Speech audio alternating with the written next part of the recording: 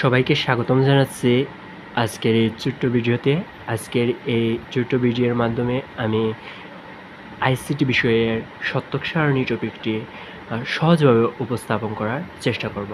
সহজভাবে বলতে গেলে কিভাবে এই টেবিলটি সহজ উপায়ে তৈরি করা যায় তাই আমি এখানে উপস্থাপন করার চেষ্টা করছি। তাহলে ফার্স্ট অফ অল আমরা সত্যক সারণী নিয়ে যেহেতু জানবো, তাহলে আমাদের জানতে হবে সত্যক সারণী কাকে বলে। সত্যক সারণী হচ্ছে যে সারণীর সাহায্যে, অর্থাৎ যে সারণী বা টেবিলের সাহায্যে বুলিয়ান সূত্র প্রয়োগ করে যে কোনো সমীকরণ উপস্থাপন বা প্রমাণ করা যায়। ধরেন আমরা ডি মর্গানের একটি সূত্র, সেটি কীভাবে আমরা প্রমাণ করতে পারি তা ওই সত্যক সারণীর সাহায্যে। এখন সত্যক সারণীর ইংরেজি হচ্ছে যে ট্রুথ টেবিল, অর্থাৎ সারণী বা টেবিল। ডেফিনেটলি টেবিল তৈরি করতে হলে আমাদেরকে কলাম এবং সারির প্রয়োজন। তাহলে এখন আপনাকে একটি চলক দিয়ে বললো যে একটি সমীকরণ সমীকরণ দিয়ে বললো যে এখান থেকে আপনি সত্যক সারণী তৈরি করেন।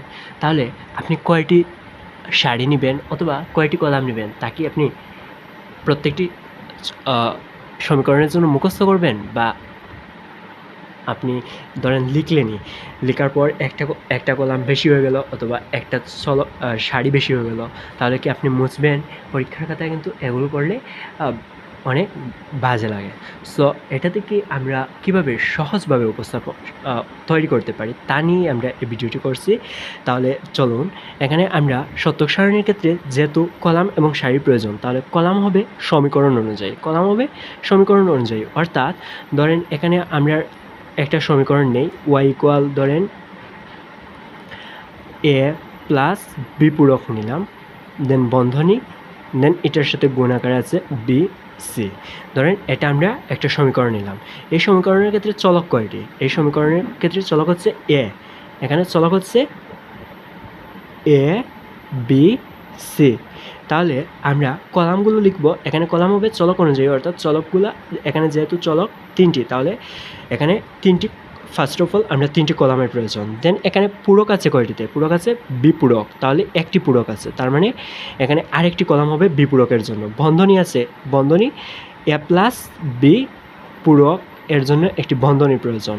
দেন এখানে বি এবং সি, এটা কি গুণের কাজ, এখানে গুণের কাজ। আর যেহেতু এখানে এক্সট্রা করে আমাদের যোগের কাজ করতে হবে না, তাহলে এই এখানে তিনটি এবং এই একটি চারটি, আর চারটি পাঁচটি ছয়টি কলাম প্রয়োজন, এবং সম্পূর্ণ সমীকরণটি লেখার জন্য আরেকটি কলামের প্রয়োজন। তাহলে এখানে আমাদের 7টি কলাম প্রয়োজন হবে।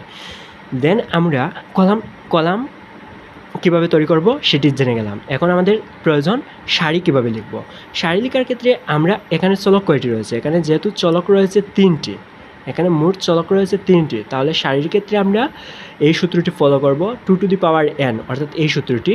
এখানে 2 টু দি পাওয়ার n হবে 2 টু দি পাওয়ার n এর মান হচ্ছে 3, তাহলে 8, অর্থাৎ এখানে সারি হবে 8টি।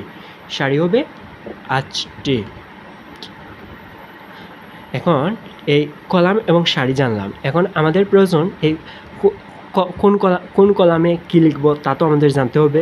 সেগুলো অবশ্য আমরা একটি এক্সাম্পলের মাধ্যমে আরও ক্লিয়ার হব। তারও পূর্বে আমরা জেনে নিই কীভাবে চলকের সংখ্যা অনুযায়ী সারি নির্ধারণ করা যায়।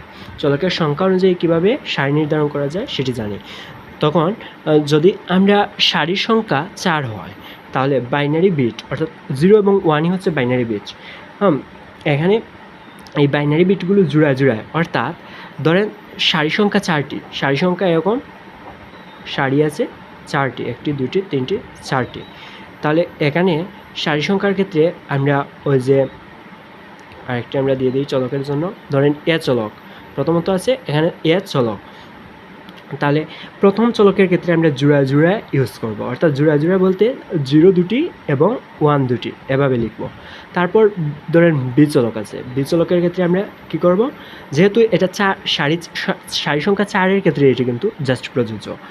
তারপর আমরা লিখব সিঙ্গেল, অর্থাৎ 0 একবার লিখব, 1 একবার, 0 একবার 1 একবার, এভাবে লিখব এটার ক্ষেত্রে।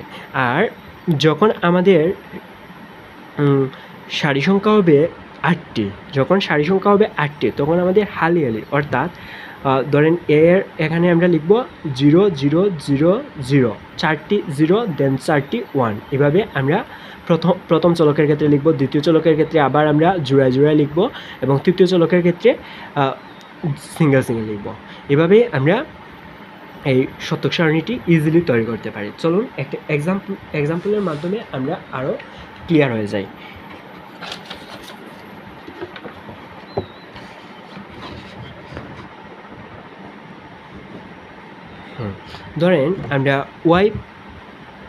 ধরেন আমরা ওয়াই ইকুয়াল এ প্লাস বি পূরক ইন্টু বিসি এই সমীকরণটি নিলাম। এই সমীকরণটির ক্ষেত্রে শতক সারণী কীভাবে হবে তা আমরা নিচে আলোচনা করি। তাহলে এখানে যেহেতু চলক কয়টি, চলক 3টি, তাহলে চলক 3টি অনুযায়ী আমাদের সূত্র অনুযায়ী হবে সারি 8টি। তাহলে 1 2 3 4 5 6 7 8, 8টি আমরা সারি নিলাম। এখন আমাদের এই কলামগুলো লিখতে হবে প্রথমে চলক অনুযায়ী। তাহলে চলক 1 2 3, 3টি চলকের জন্য 3টি কলাম। তারপর আমরা পূরক, যেহেতু এখানে একটি পূরক তাহলে আমরা বিপূরকের জন্য একটি।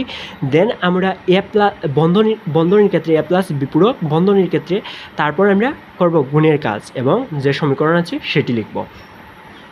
দেন এখান থেকে আমরা বলছিলাম যে এ পূরকের ক্ষেত্রে আমরা এর ক্ষেত্রে পূরক বলে ফেলছি।